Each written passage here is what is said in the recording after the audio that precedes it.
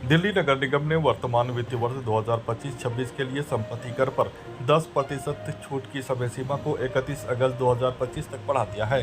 दिल्ली नगर निगम के Shahdara south zone के chairman ने शुक्रवार शाम 6 बजे बताया कि बड़ी संख्या में करदाता आगे आकर हाउस टैक्स जमा कर रहे हैं।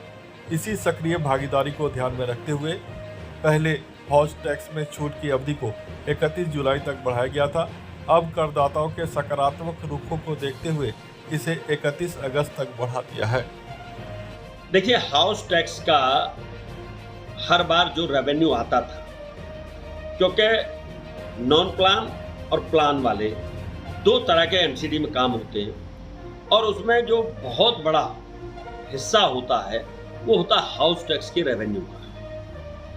अब यूजर चार्ज जो आम आदमी पार्टी ने लगाया था, वो यूजर चार्ज की वजह से लोग भर नहीं रहे थे, क्योंकि 1500 रुपये हाउस टैक्स था और 5000 रुपये उस पर यूजर चार्ज था।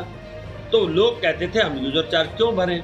तो हमने जैसे ही हम सत्ता में आए नगर निगम में, तो मैं महापौर जी का धन्यवाद करूंगा विशेष रूप से, उन्होंने इसको तुरंत हटा दिया यूजर चार्ज को। अभी भी आपके मन में एक विचार आता होगा कि साहब अभी भी ऑप्शन आ रहा है कि यूजर चार्ज आप भरना चाहते हैं या नहीं भरना चाहते। तो अब हम सबका हाउस टैक्स बिना यूजर चार्ज के भरवा रहे हैं और इसकी डेट 1 महीना पहले, क्योंकि जून और जुलाई, अब हमने इसको अगस्त में भी लागू किया है और साथ साथ एक स्कीम निकाली है कि आपने हाउस टैक्स किसी कारण से नहीं भरा या आप हाउस टैक्स भरना भूल गए या आपने कोई प्रॉपर्टी खरीदी है और उस पर हाउस टैक्स नहीं भर पाए या नहीं लगा हुआ, तो आप 5 वर्ष और वर्तमान वर्ष 5+1 आप हाउस टैक्स भरें और अब तक का आपका सारा मान लिया जाएगा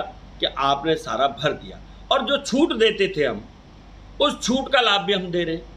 तो जनता के लिए हम ये जो सोच रहे हैं वो जनता के हित में है ये सारी चीज़ें, और इसको हम अभी अगर ज़रूरत पड़ी तो सितंबर तक भी ले जाने के लिए तैयार हैं, लेकिन जनता हाउस टैक्स भरे और अपने मकान को सील होने से, कानूनी कार्रवाई से बचाए।